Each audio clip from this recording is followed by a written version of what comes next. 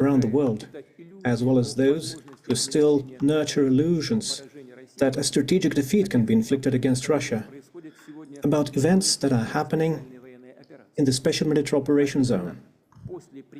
I'm talking about what happened in the wake of long-range Western weapons being used in the Special Military Operations Zone.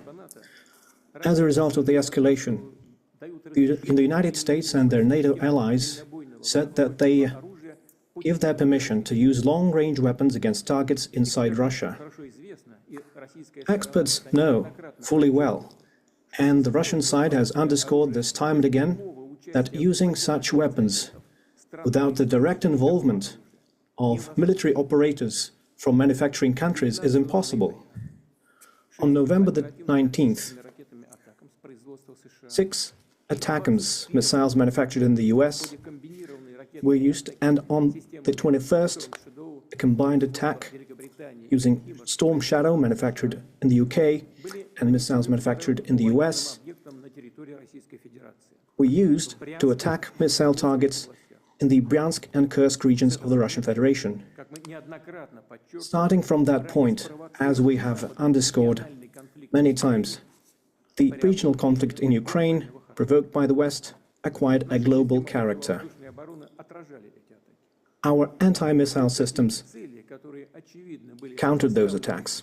As a result, the targets and objectives set by the enemy were not achieved. The fire and the ammunition storage in the Bryansk region, as a result of fragments of ATACMS missiles falling, has been contained. No victims. In the Kursk region, one of the command and control centers of our Sever group was attacked. As a result of the attack and the countermeasures, there have been people wounded and killed, and those who were involved in servicing these facilities, but those who were members of the command have not been hit by the attack and are now continuing their operation to remove the enemy from the Kursk region. I repeat, the use of such weapons cannot change the course of the special military operation. Our military is successfully advancing along the entire line of contact, and all the objectives that we set before ourselves will be met. As a response to the use of US and UK manufactured weapons, the Russian forces have carried out a combined strike on one of the military-industrial facilities in Ukraine. And this included the test of a novel intermediate-range Russian missile system.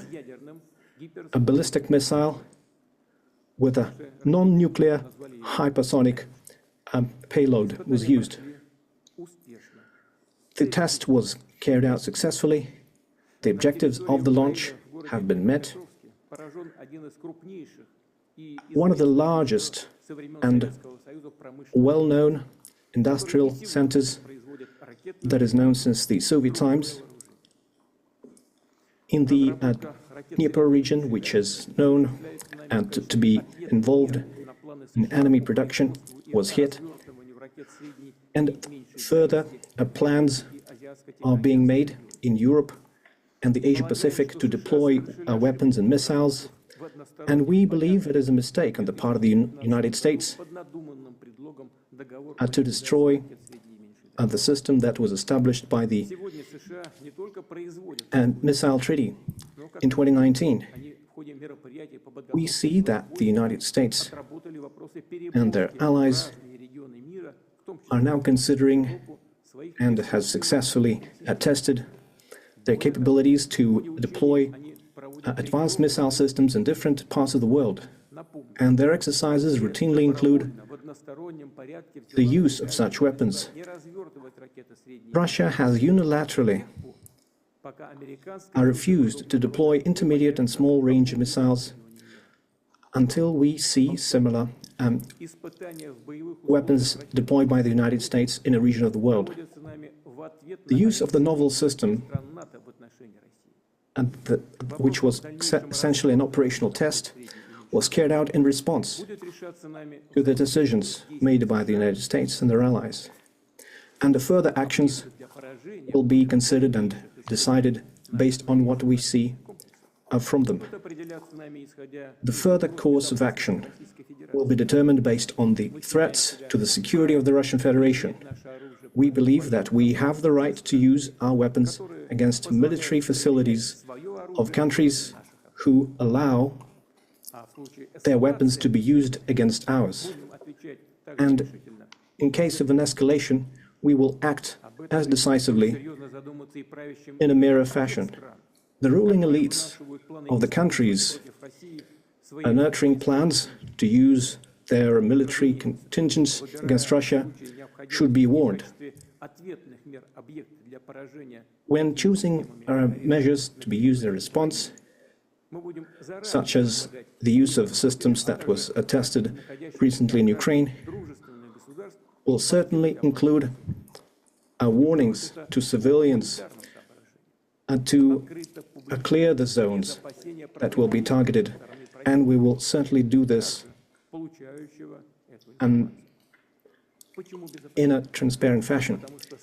And we do not have any fears that it will reduce the effectiveness of those systems, because there is no way to counteract a missile that flies at 10 Mach, which is 2.5 to 3 kilometers per second.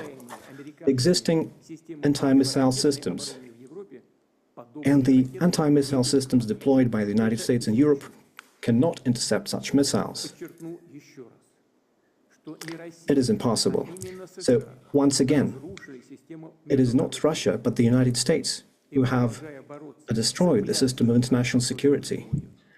And they are trying to preserve their hegemony and stoking a global conflict. We have always preferred, and we still prefer, to resolve our disagreements using peaceful means, but we are prepared for any scenario, and if anyone has any doubts, they shouldn't. There will always be a response.